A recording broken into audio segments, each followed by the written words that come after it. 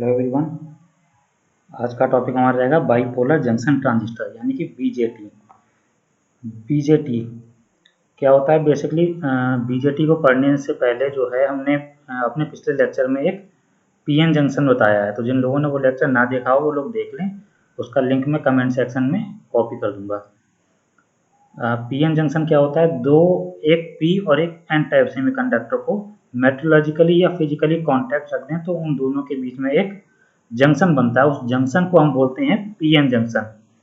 इसी तरह से अगर हम एक पी, एक एन और एक पी यानी तीन सेमीकंडक्टर को आपस में मिलाकर रख दें, दो एक जैसे और एक डिफरेंट, तो उनके कॉम्बिनेशन से एक ट्रांजिस्टर बनता है जिसको हम कहते हैं बाईपोलर जंक्शन ट्रांजिस्टर।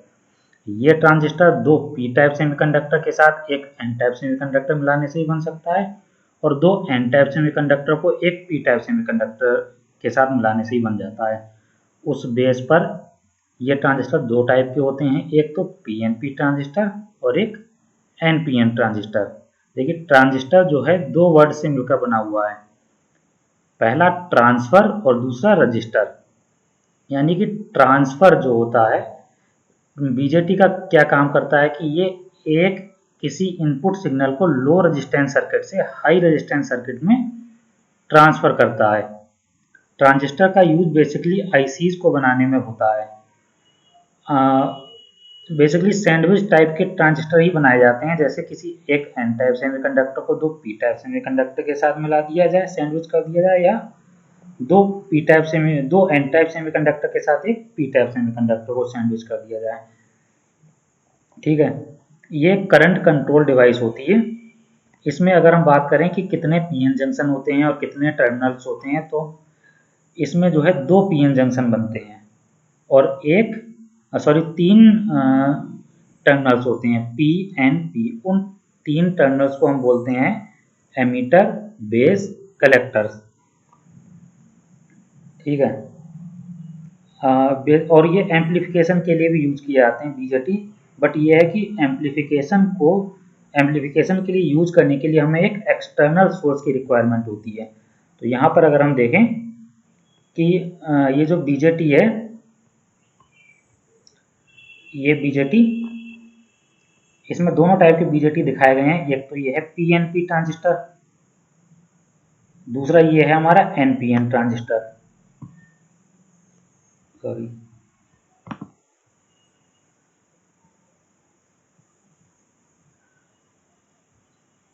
ये हमारा जिसमें हमने एक एन टाइप सेमीकंडक्टर को दो पी टाइप के बीच में रख दिया, यानी इसे बोलते हैं सैंडविच वे, सैंडविच तरीका। दो पी टाइप सेमीकंडक्टर के साथ रख दिया है। एक टर्मिनल को हम बोलते हैं इनका एमीटर, बेस, कलेक्टर। इसी टाइप से एनपीएन ट्रांजिस्टर में एमीटर, बेस एंड कलेक्टर दो जंक्शन फॉर्म होते हैं। एक जंक्शन को तो हम बोलते हैं, एक जंक्शन तो यहाँ बन रहा है ये पी और एन के बीच में, दूसरा जंक्शन इस पी और इस एन के बीच में बन रहा है, तो इस जंक्शन को तो हम बोलते हैं एमीटर जंक्शन, जेई, और इसको बोलते हैं कलेक्टर जंक्शन, जेसी। इसी तरह से यहाँ पर इस जंक्शन को हम बोलेंगे एमीटर जंक्शन और इस जंक्शन को बोलेंगे हम कलेक्टर जंक्शन। तो देखिए, पहले ट्रांजिस्टर की बात करते हैं, जैसे एनपीएन ट्रांजिस्टर। एनपीएन ट्रांजिस्टर में हमने बताया एमीटर, बेस, कलेक्टर। इसी आधार पर अगर हम इस सर्किट की बात करें तो इस सर्किट में तीन करंट फ्लो होंगी, एक तो एमीटर करंट, एक बेस करंट और एक कलेक्टर करंट। ठीक है, अगर हम इस सर्किट सिंबल की बात करें, देखिए एक डिफरेंस होता है दोनों एनपीएन और पीएनपी में। एनपीएन में ये एरो आपको हमेशा आउटवर्ड्स डायरेक्शन में दिखाई देगा, यानी इसमें जो है एमीटर करंट सर्किट से बाहर की तरफ जाती हुई दिखाई देगी आपको हमेशा, हर सर्किट में। ये देखिए, यहाँ पर भी एमीटर करंट जो है बाहर जाती हुई दिखाई दे रही है। एमीटर करंट जा रही है और कहाँ कहाँ जाके मिल रही है, इधर आईबी बेस करंट बन रही है जाकर, और इधर आईसी। तो अगर हम इस जंक्शन पर अगर हम केसीएल अप्लाई करें तो ये फॉर्मूला बन सकता है हमारा, ये इक्वेशन आ जाएगी, I E equal to I B plus I C. देखिए, आई ई क्या है, इस जंक्शन पे इनकमिंग करंट है और IB और IC जो है आउटगोइंग करंट्स हैं। तो according to KCL we can say IE equal to IB plus IC। ठीक है, इसी तरह से अगर हम वोल्टेज की बात करें तो दोनों ही जगह पर हमने वोल्टेज अप्लाई किया है। जैसे यहाँ पर इस वोल्टेज को हम बोलेंगे VB यानी बेस एमीटर वोल्टेज। एमीटर और बेस से जो कनेक्टेड है वोल्टेज सोर्स उसे बोलेंगे voltage ammeter voltage, sorry base emitter voltage. और जो वोल्टेज सोर्स इस कलेक्टर और बेस से कनेक्ट है उसे बोलते हैं हम कलेक्टर बेस वोल्टेज।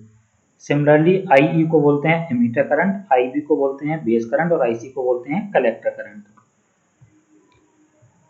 बिल्कुल ऐसे ही हम PNP ट्रांजिस्टर को देखेंगे। PNP ट्रांजिस्टर में क्या है, एक N टाइप सेमीकंडक्टर को सैंडविच तरीके से दो P टाइप सेमीकंडक्टर के बीच में रखा गया है। बिल्कुल उसी तरह से जो बेस और एमीटर के बीच में जो हमने वोल्टेज सोर्स लगाया है उसको बोलेंगे हम बेस एमीटर वोल्टेज और दूसरा कलेक्टर बेस वोल्टेज। अगर इसमें हम KCL लगाएं इस जंक्शन पर तो करंट की क्या इक्वेशन आएंगी, IC देखिए, IC सर्किट से बाहर की तरफ जा रही है और IE अंदर की तरफ, IB बाहर की तरफ। तो IC equals to IE minus IB, ये इक्वेशन बनेगी KCL अप्लाई करेंगे जब। ठीक है, देखिए आप इसमें जो IE करंट है, इस सर्किट सिंबल की बात करें तो IE करंट जो है हमारे सर्किट के अंदर एंटर कर रही है। यहाँ पर भी देखिए, तो PNP ट्रांजिस्टर में हमेशा जो एमीटर करंट होती है वो सर्किट के अंदर एंटर करती है। ये बहुत इंपॉर्टेंट पॉइंट है। NPN ट्रांजिस्टर में एमीटर करंट जो है सर्किट के बाहर आ रही थी, हमेशा बाहर आएगी। PNP ट्रांजिस्टर में एमीटर करंट हमेशा सर्किट के अंदर आएगी। एक बार फिर से देख लेते हैं, ये देखिए एमीटर करंट इसमें बाहर आ रही थी। ओके, अब हम बात करते हैं BJT कन्फिगुरेशन की। अगर इन बाइपोलर जंक्शन ट्रांजिस्टर के कन्फिगुरेशन की बात करें तो बेसिकली 3 टाइप के कन्फिगुरेशन होते हैं। एक तो होता है हमारा common base configuration, common collector configuration और एंड कॉमन एमीटर कन्फिगुरेशन। जैसा नाम है वैसी इनकी डेफिनेशन है।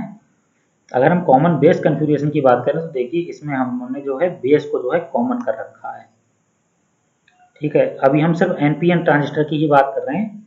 सिमिलरली बिल्कुल इसी तरह से जो है PNP ट्रांजिस्टर में भी यही कन्फिगुरेशन होते हैं, कॉमन बेस, कॉमन कलेक्टर और कॉमन एमीटर। अब अगर हम NPN ट्रांजिस्टर की बात करें तो देखिए NPN ट्रांजिस्टर में हमने बेस को, कॉमन बेस में हमने बेस को कॉमन रखा है, यानी इनपुट साइड में भी बेस है और आउटपुट साइड में भी बेस है। तो यानी हमें इनपुट में क्या क्या मिल रहा है यहाँ पर, एक तो एमीटर करंट और एमीटर और वोल्टेज के बीच का वोल्टेज, एमीटर और बेस के बीच का वोल्टेज, यानी जो इनपुट टर्मिनल्स होंगे वो होंगे VBE। Okay, VBE and IE। अगर आउटपुट टर्मिनल्स की बात करें तो क्या होंगे हमारे VCE एंड IC, यानी कलेक्टर करंट और बेस कलेक्टर वोल्टेज।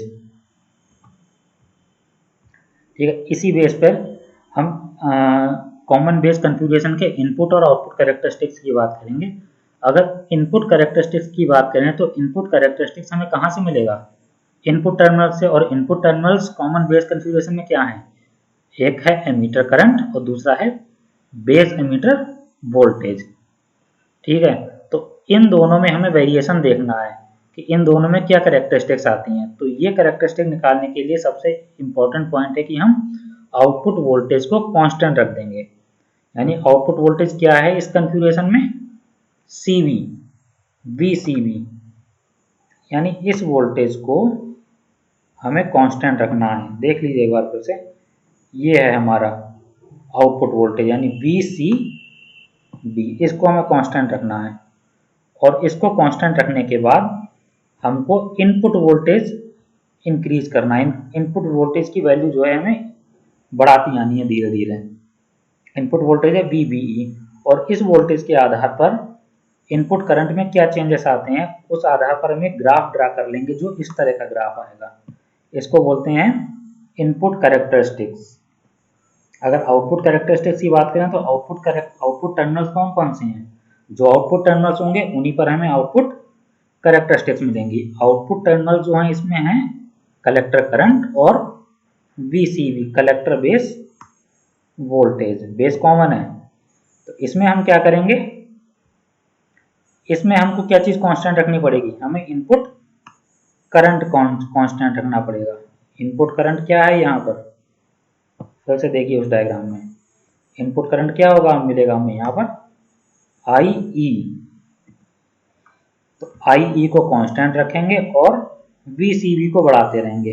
जैसे जैसे VCV को बढ़ाने पर जो जो चेंजेस आते हैं हमारे कलेक्टर करंट में हम वो उसको एक ग्राफ पर डिनोट कर लेंगे और हमको जो है आउटपुट कैरेक्टरिस्टिक्स ड्रॉ कर लेंगे हम। ओके, अच्छा इनमें जो है हम जो भी कन्फ्यूरेशन आते हैं वोल्टेज गेन या करंट गेन या फिर कैरेक्टरिस्टिक्स के उनसे रिलेटेड एक डेरिवेशन भी हम ड्रा कर सकते हैं। अगर वो आप लोगों के डिप्लोमा के सिलेबस में हो तो बताइएगा, उस पर भी एक वीडियो बना लेंगे। दूसरा कन्फ्यूरेशन पे बात करते हैं, ये है हमारा कॉमन कलेक्टर कन्फ्यूरेशन। जैसे कॉमन बेस में एक बेस कॉमन था, इसी तरह से कॉमन कलेक्टर में हमारा कलेक्टर कॉमन रखा जाएगा। ठीक है, तो ये है कलेक्टर हमारा, ये हमारा इनपुट साइड में भी होगा और आउटपुट साइड में भी होगा। ये देखिए ये इनपुट साइड में भी है और आउटपुट साइड में भी है। अगर इसके इनपुट टर्मिनल्स और आउटपुट टर्मिनल्स की बात करें तो क्या क्या होंगे, आउटपुट टर्मिनल्स हो जाएंगे बेस करंट और बेस कलेक्टर वोल्टेज। ये जो थे हमारे ये थे input terminals, base collector voltage और बेस करंट। आउटपुट टर्मिनल्स की बात करें तो एमीटर करंट और एमीटर कलेक्टर वोल्टेज। ठीक है, यही इसमें लिखा हुआ है हमने। अगर आप लोगों को पीपीटी भी चाहिए तो भी आप कमेंट करिए, हम पीपीटी आपको प्रोवाइड कर देंगे। जो कॉमन कलेक्टर कन्फ्यूरेशन होता है ये मेनली जो है इम्पीडेंस मैचिंग में यूज किया जाता है। देखिए ये बिल्कुल जैसे हमने कॉमन बेस कन्फ्यूरेशन की कैरेक्टरिस्टिक बताई थी, बिल्कुल इसी तरह से हम कॉमन कलेक्टर की भी कैरेक्टरिस्टिक्स निकाल सकते हैं। इसमें भी हम क्या करेंगे, इनपुट कैरेक्टरिस्टिक्स हमें किसके अक्रॉस मिलेगी, जो हमारे इनपुट टर्मिनल्स होंगे। और इसमें इनपुट टर्मिनल्स हैं बेस करंट और हमारा कलेक्टर बेस वोल्टेज यानी VCV। तो इसमें भी हम उसी तरह से करेंगे, बिल्कुल जो आउटपुट वोल्टेज है उसको हम कांस्टेंट रखेंगे और इनपुट वोल्टेज को हम वेरी कराएंगे और उसके आधार पर जो भी हमारे बेस करंट में जो भी चेंजेस आएंगे उसको हम एक ग्राफ पे ड्रॉ कर लेंगे, जो एक इस तरह का ग्राफ आएगा हमारा। इसको हम बोलेंगे input characteristic of common collector configuration. Similarly output characteristics में हमें क्या कांस्टेंट रखना था, इनपुट करंट, और एक किसके बीच में मिलना था हमें, आउटपुट टर्मिनल्स। और आउटपुट टर्मिनल्स क्या हैं इसमें, emitter current and collector emitter voltage. बिल्कुल उसी तरह से कलेक्टर एमीटर वोल्टेज को इंक्रीज करते जाएंगे, एमीटर करंट को नोट करते जाएंगे। दोनों का ग्राफ जो है हम एक ग्राफ पेपर पे ड्रॉ कर लेंगे जो इस तरीके का मिलेगा। थर्ड एंड लास्ट वन जो है कॉमन एमीटर कन्फ्यूरेशन। बिल्कुल वैसे ही इसमें हम क्या कॉमन रखेंगे, एमीटर। देखिए इनपुट साइड में भी एमीटर और आउटपुट साइड में भी एमीटर। इसके इनपुट टर्मिनल्स क्या हो जाएंगे, base current and base emitter voltage. Output terminals क्या होंगे, collector current and collector emitter voltage. इस कॉन्फ़िगरेशन में भी हम बिल्कुल सेम उसी तरीके से हम इनपुट कैरेक्टरिस्टिक्स और आउटपुट कैरेक्टरिस्टिक्स ड्रॉ कर सकते हैं। ये इक्वेशन भी हम ड्रॉ कर सकते हैं, जो इक्वेशन हमने यहाँ पर डायरेक्ट लिख रखी हैं। ठीक है, वोल्टेज गेन, करंट गेन, इन सब में हम एक रिलेशन निकाल सकते हैं। ठीक है, अगर हम इसके इनपुट कैरेक्टरिस्टिक्स की बात करें तो बिल्कुल इसमें भी उसी तरह से हम इनके आउटपुट वोल्टेज को कांस्टेंट कर देंगे और इनपुट वोल्टेज को वेरी कराकर इनपुट करंट में वेरिएशन नोट कर लेंगे और उसको ग्राफ पेपर पे ड्रा कर लेंगे। बिल्कुल सेम है, इसलिए इसको शॉर्ट में कंप्लीट कर रहा हूँ।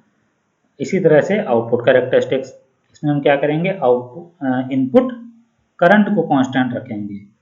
याद रखिए, जब हमारी इनपुट कैरेक्टरिस्टिक जब हम ड्रॉ कर रहे हैं तो हम उसमें हम आउटपुट वोल्टेज कांस्टेंट रख रहे हैं, और जब हम आउटपुट कैरेक्टरिस्टिक ड्रा कर रहे हैं तो इनपुट करंट को कांस्टेंट रख रहे हैं। तो इसमें हम इनपुट करंट को कांस्टेंट रखेंगे और ग्राफ ड्रा कर लेंगे आउटपुट करंट और आउटपुट वोल्टेज में। ठीक है, तो ये हो गया हमारा आज बीजेटी। इसके बाद हम मॉसफेट और आईजीबीटी का एक लेक्चर लाऊंगा मैं। ठीक है, और लेक्चर अच्छा लग रहा हो तो आप लाइक करिए और सब्सक्राइब करिए। Okay, thanks.